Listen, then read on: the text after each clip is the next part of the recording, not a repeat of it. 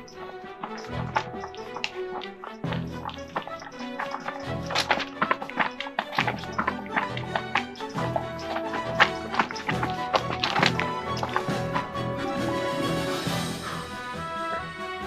folks, my name is Axel, and you just caught me in the middle of creating my masterpiece. I've put just so much time into this and so much effort and love, and I just know it's going to be something incredible. Here it is. I'll be selling it at a starting price of $17,000.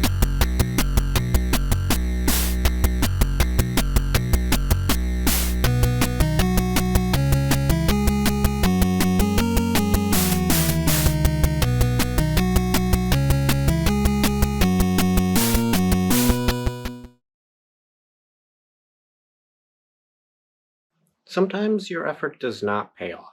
In a perfect world, everyone would get the recognition that they rightfully deserve for the effort and time that they put into something, but that's just not how it works, you know? We're in the real world, and everyone hates you. I'm joking, of course, but the sad truth of the matter is that sometimes you put in a lot of effort, and sometimes you stumble. And that doesn't mean that you shouldn't try again, or hell, that you even should have tried in the first place. After all, failure is the best teacher. There's always a positive that can be gleaned from a negative. You'll never know how you can improve unless someone tells it to you. Even if you fail at every turn, even if you stumble in every which way, and even if you give it everything you've got and you still fail, look on the bright side. At the very least, you can be used as an example of what not to do. Alrighty, let's get this started. No point beating around the bush, especially considering that me doing that is when most of my viewership drops off. Balan's Wonderworld. This one is an interesting one. Balan's Wonderworld is a 3D linear platformer released on March 26th for Windows, Xbox Series 1, Xbox Series X and S, PlayStation 4 and 5, and Nintendo Switch. The game was primarily developed by a company called Arzest, and if you don't know who those guys are, let me just fill you in real quick. Come here. Closer. A little closer. They developed like 3 of the minigames in replay motion. Taking a look at this company's lineup, it's clear that these guys specialize in something. A bunch of minigames, mobile games, remakes, tie-ins, green diarrhea. Balan's Wonderworld is really the biggest project they've ever worked on. But I mean, hey, it can't be that bad, right? I mean, it was overseen and published by Square Enix. I mean, it's Square, the messiah of storytelling and the RPG masters. Sure, it's a different genre, but they've tackled harder in the past. I'm sure if they really put their heads together, they'll be able to make something. Oh. Not gonna lie, folks, this one kind of came and went for me. I mean, I saw it announced, I got really excited for it, I saw other people get really excited for it. The game came out, I didn't play it. A lot of people did play it, and they got really mad. And that's where it dropped off for me. I didn't look in any further. I mean, there was hardly a day that went by that you didn't see someone online just bashing this game for how bad it was. It went on for months. But it wasn't until recently that I began to ask myself, why is that? Review scores like that don't come out of nowhere, you know. And from the developer interviews and insider videos, it seems like they cared a lot about this game and put a lot of passion into it. Not even that. People just poured their hearts and souls into this. They were happy to make this game, and they were happy to see it come to life. So, what happened? Were they bullshitting us? Well, it's time to stop pondering about it and see for myself. I was at GameStop a number of months ago, and I was able to get this game used, and boy howdy was it used. Opening the case up, there's actually a few goodies in here. We have a nice little train ticket from the game. It's signed by Balan himself. We got a code for some Square goodies, as I don't have a Square Enix account, so go nuts, I guess. We got whatever the fuck this is, and an ad for another game. Jeez, how desperate were they to make money off it? No, nope. Bad, Axel. We're gonna give this game a fair, honest shot first, and then we're gonna shit on it. Now, under normal circumstances, I would just skip the day one update. I think it's kind of dumb that you have to do it in general, and I do think it's interesting to see what state a game came in when you first buy it. But I would honestly recommend against doing that with this game because apparently, and I don't know this for sure because I just saw it on Wiki, but apparently the day one patch includes a fix for a life-threatening bug in the final boss that causes vicious seizures in players. So yeah, I recommend that you give it the old 1.2 update. Alright, here we go.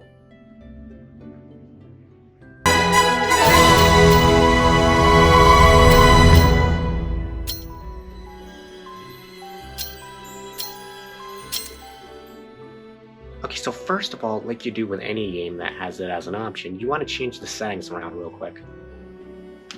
Okay, that looks alright.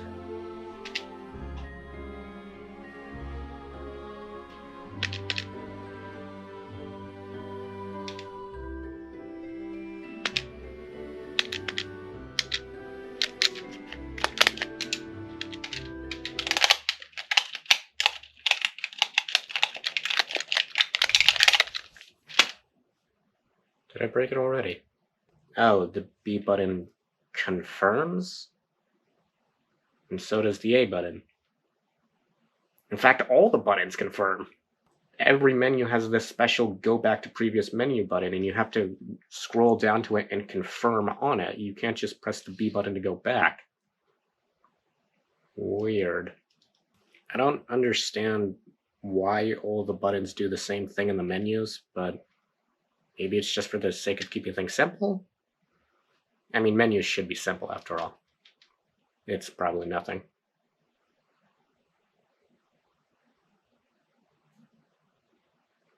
Why are you looking at me like that? So we start off the game and it immediately throws us into a character selection screen. Yeah, I always like these kind of things in games. It's nice to give people options on what they're going to be staring at all game. I guess I'll go with the ginger so I don't feel too bad when they go flying off a cliff. The game starts out with an absolutely stellar CGI cutscene.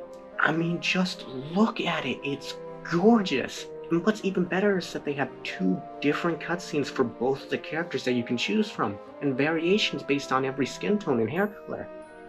I mean, that's like, what, 16 CGI cutscenes? That takes effort, even if half of those cutscenes are just reskins of another one. And the animation and energy behind this Balan character is just incredible.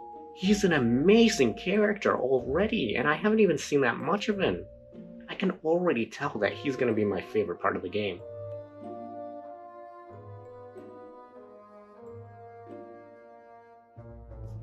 Wait, this game was directed by Yuji Naka? Like, Sonic Yuji Naka?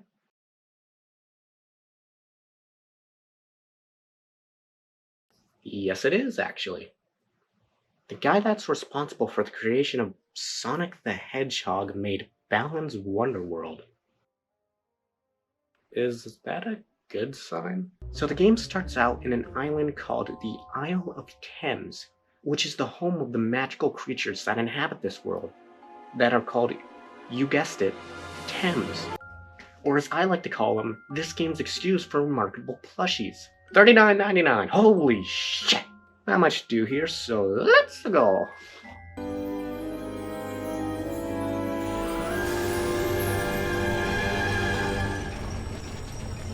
What in God's name is happening?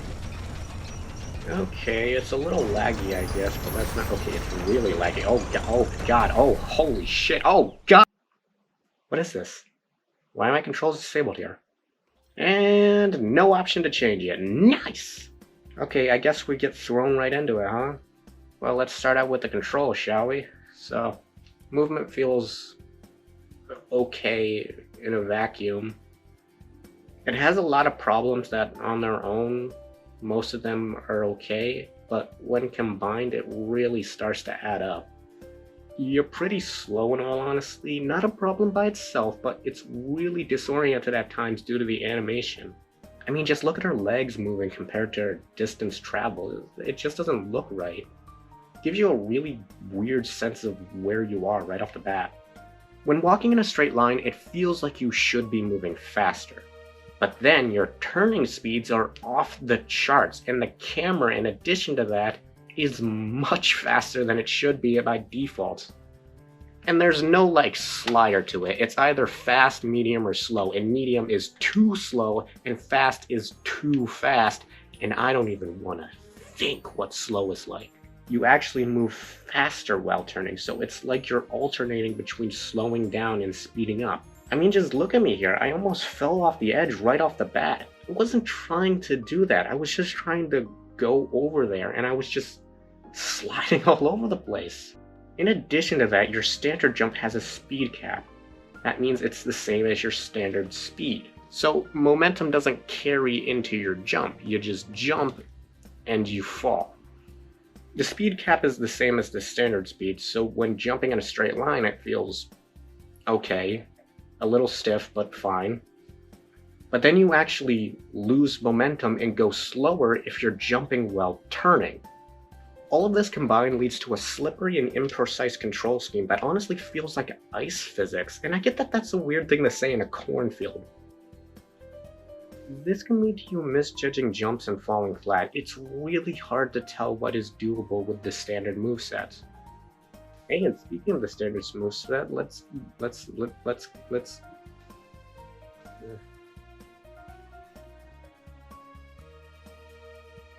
get into that, huh? So first of all, the A button, it jumps, as you may have been able to guess. It's the only way a platformer should be. And let's see, the B button jumps. Okay. Then there's also the X and Y buttons that jump. And then there are the L and R buttons that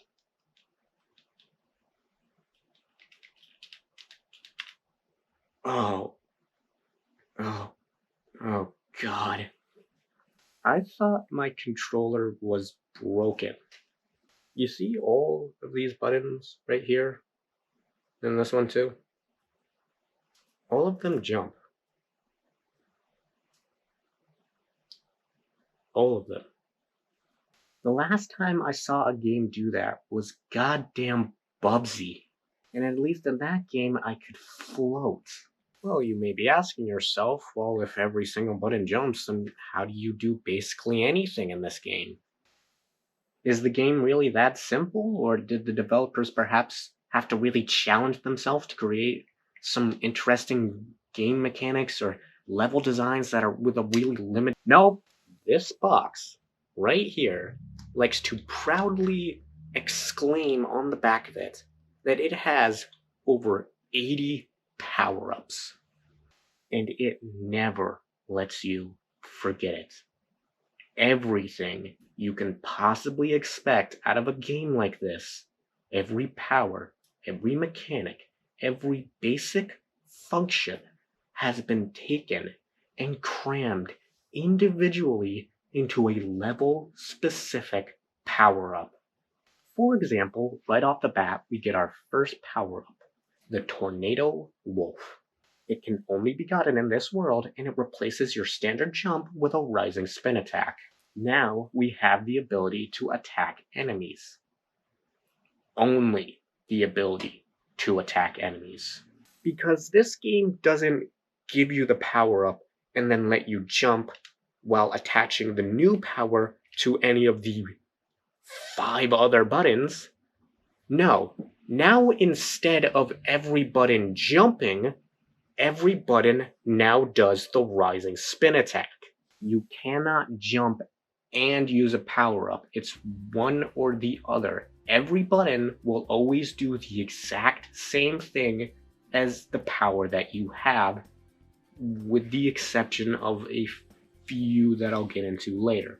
For now though, let's keep moving and finish out World 1. Now, these levels are very simple. Even with a power-up at play or multiple, it won't typically divert from 1 or 2 mechanics, all used in a very simple way. If you run straight to the end, you'll probably clear the level in 1 or 2 minutes. Maybe 3 or 5. Where this game likes to get its runtime in, though, is with collectibles. You see, this game is sort of a half step towards Mario 64 rules. Every level has a start and an end, however, each level has a set amount of balanced statues that are all locked behind what at first seem to be optional challenges, most of them requiring a specific power-up in order to complete the challenge and get the statue, whether that be a power-up from the level you're in or from a different level. Like I said, they seem to be optional at first, however, taking a look at the pause screen reveals the fact that not only clearing levels, but also getting the statues are our requirement for progression. You can clear all the worlds that you have available to you, but the next set of worlds will not open unless you've collected a certain number of statues. For our first little journey, we need 8, and it seems that each level has 7 or more, so as long as I'm thorough, I should be fine. Level 1 also introduces us to Jumping Jack, another power-up which gives you a sort of Yoshi flutter, if you will, which was actually my de facto power-up for a while there, as it makes the platforming much more manageable and gives you a little more actual aerial movement and momentum. Additionally, right next to Jumping Jack, we also see our first instance of Balance Bout, and I will not be discussing this ever again in the video because it is ridiculously simple, and I don't know what else to say about it. It's basically just a QTE, and if you do it absolutely perfectly, you get a balanced statue out of that. I did not know that until the very end of the game, and I blew my brains out trying to figure out why I was missing 2 statues in every single level. The game does not tell you that there's a reward for doing the QTE absolutely perfectly. Oh my god. Level 2 isn't much to write home about. There's a few more power-ups here that I found. There's Elastiplant that does this.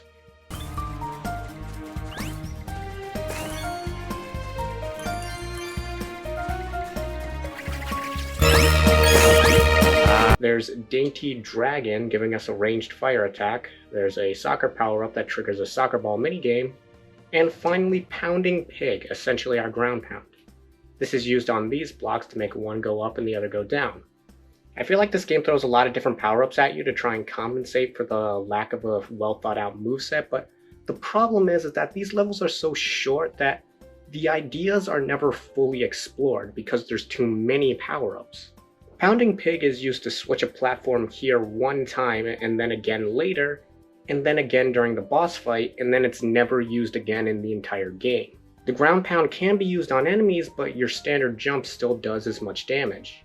And this holds true for most mechanics and power-ups in the game. Like, for example, this world has an idea where everything is on a circular plane, and when you move, the world flattens out around you. It's never explained that this is actually how gravity works in this world and that it's not just an effect. Partway through the level, there's this ball on a slope, and you have to get it into another hole on the other side of the level. Now, you can't push the ball, and none of the power-ups work on it until you realize that simply moving around creates a curvature that rolls the ball. That's a pretty neat idea, but the problem is that it's used once, exactly here, and then this idea is never used again. You think, oh, this is neat, I wonder how they'll use it, or how they'll expand upon it in the future, but it's literally never used again, not even in a different level. In fact, this aesthetic of a rolling out world is never used again, which really confuses you because it's in the first world, so you'd think that's how the rest of the game is, but this aesthetic never appears again. So once you finish both acts, you face the boss. You get a cutscene of some guy whose crops get blown away. This guy touches him inappropriately, and then he turns into a giant wolf thing. I shot him with fire, but it didn't do anything, so then I used Pounding Pig here, and it actually stunned him, which left him open to attack. You know, for such a big and intimidating boss, I didn't expect it to go down in just 3 hits.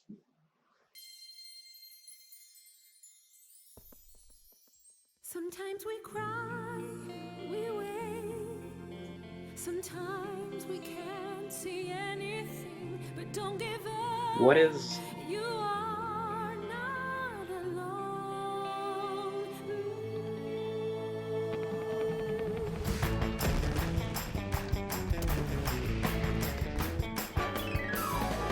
We can be stronger 'cause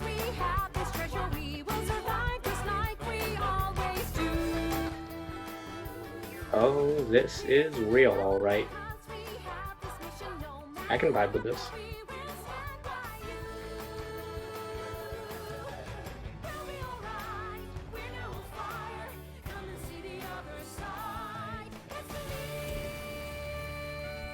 Anyway, after that life changer, we're treated to a cutscene to show how he got over getting touched inappropriately. He then moves on to recreate his farm.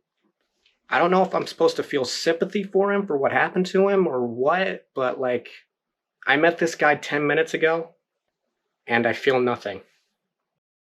We now meet the requirements to get to the next section in the next batch of worlds. Worlds 2 and 3 are open for us to choose. 4 more levels, 2 more bosses, and 17 more statues to get. So what's next on the chopping block? Well, thankfully Balan's Wonderworld doesn't need to constantly hold your hand and let you do things in your own way, or whatever way feels most comfortable for you.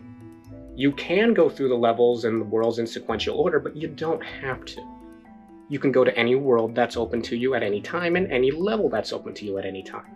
I noticed that World 1 has this weird spiderweb thing that I couldn't interact with, so I just ended up leaving. And as you can see, the same spiderweb appears in the art for World 3, meaning that I'll most likely receive a power-up here that lets me interact with it, and potentially get a statue that I missed back in World 1. So I decided to tackle World 3 first.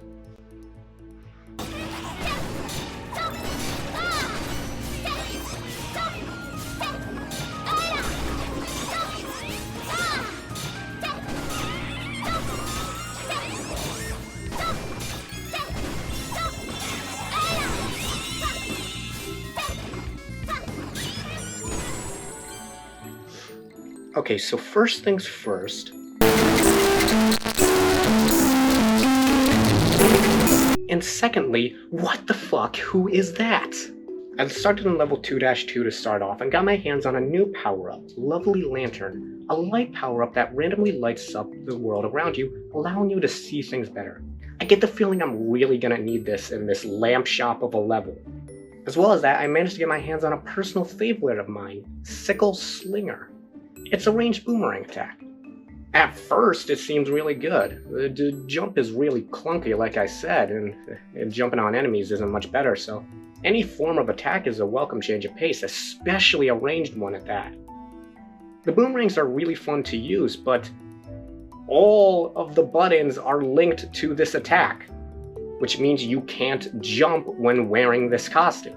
You have to switch to a different power-up that allows you to jump, watch the animation, and then jump, and then probably switch back because it's the only attack power-up you've gotten so far.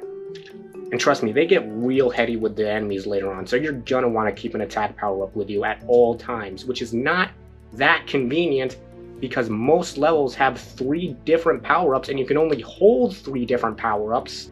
So you have to choose which ones are probably important and which ones you have to keep, and if you screw it up because you want to have another power-up with you that's not natively in the level, you have to go all the way back and re-get it. And we also come across Dusk Butterfly, a glide basically. It's a bit clunky and it's not really evident how exactly it works, but it's fun overall. Shit! The next TEM goal is 420. Nice. So we finished the second level and move forward to the first level. Level 1 is where we find Web Slinger, which was my hunch power-up. It makes it so you can climb on these webs. So World 3, as well as World 2, is nothing too special.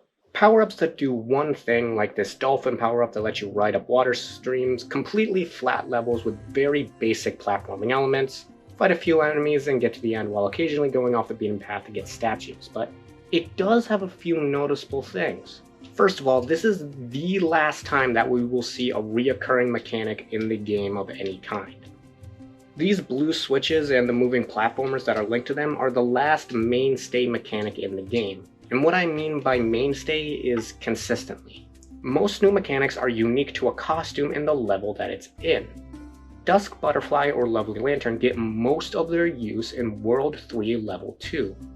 And then other than that, they are used in circumstantial puzzles and other places as one-offs.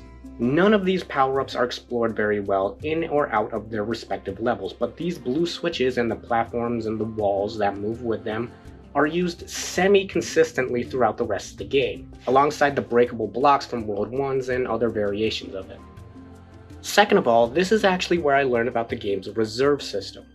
The thing that stopped me in the first world was actually an entrance to the gallery. This is where all the power-ups you've unlocked can be selected at any time, so you take them with you and swap them out when necessary, and you can always get what you need from the checkpoint. That's pretty cool. And thirdly, those weird-looking cutscenes that show some random guy, like, getting their ass kicked, and then you kick their ass and then dance with them at the end, yeah, those appear in every level. But other than that, these are very clearly getting to know you early game worlds. What is even happening? The bosses themselves are odd, to say the least. It's not immediately clear what it is their weakness is. The game even has different rewards for being able to attack the boss in different ways. You can use the power-ups it gives you. There's always 2 in the battle arena. You can throw its projectiles at it, but you can also just jump into them as a form of attack, and you don't even get hurt. But it doesn't matter. Just beat the bosses and get the collectibles, including the one from World 1 that I now have the ability to get, and we go on to the rest of the game. The cutscene plays once again, and we unlock worlds 4, 5, and 6, which I'm assuming is the rest of the game. And to make things as confusing as possible, I went to World 5 first. And it's almost identical in theme to World 3.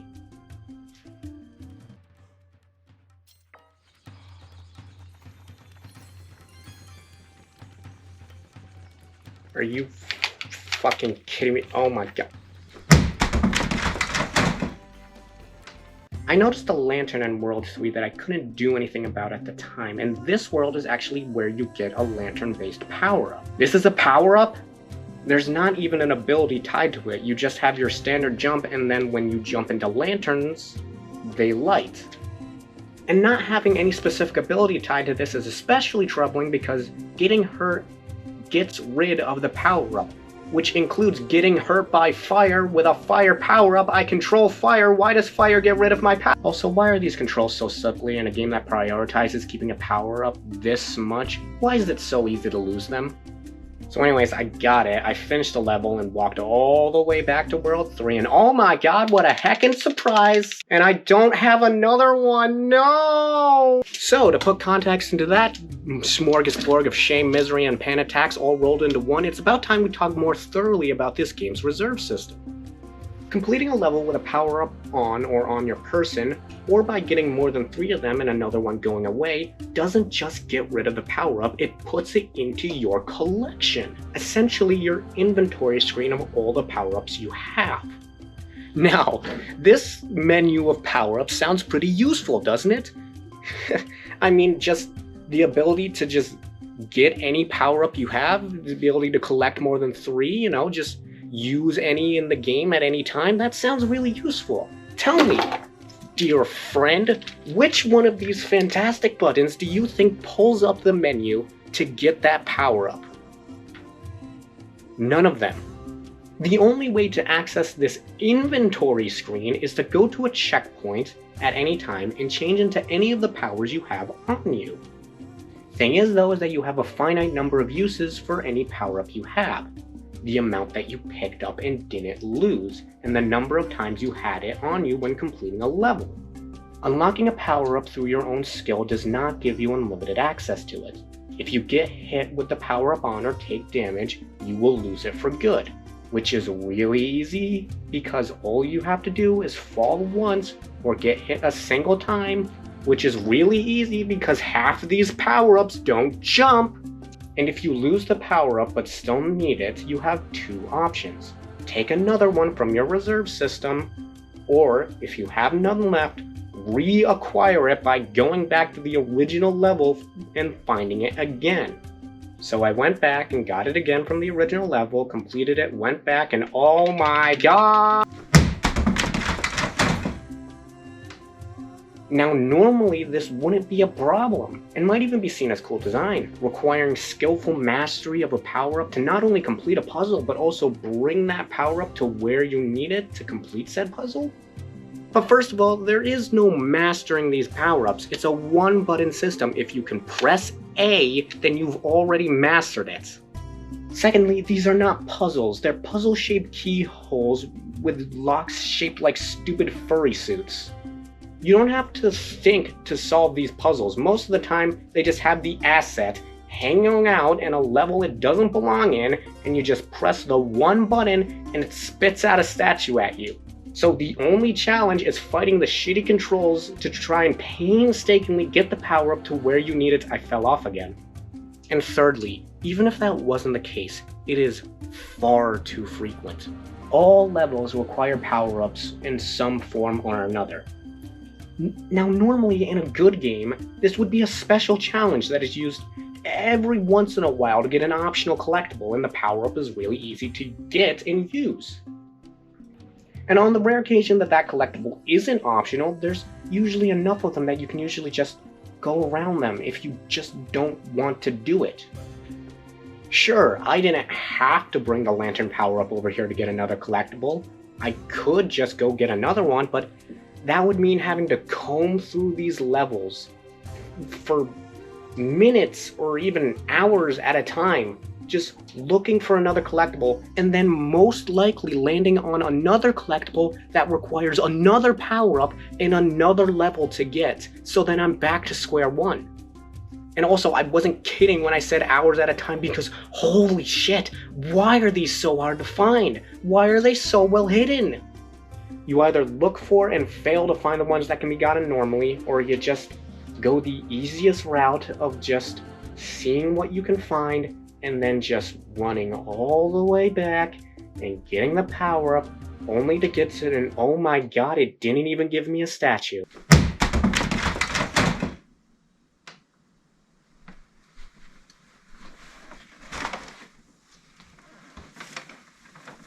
Will Axel have the strength to finish this game?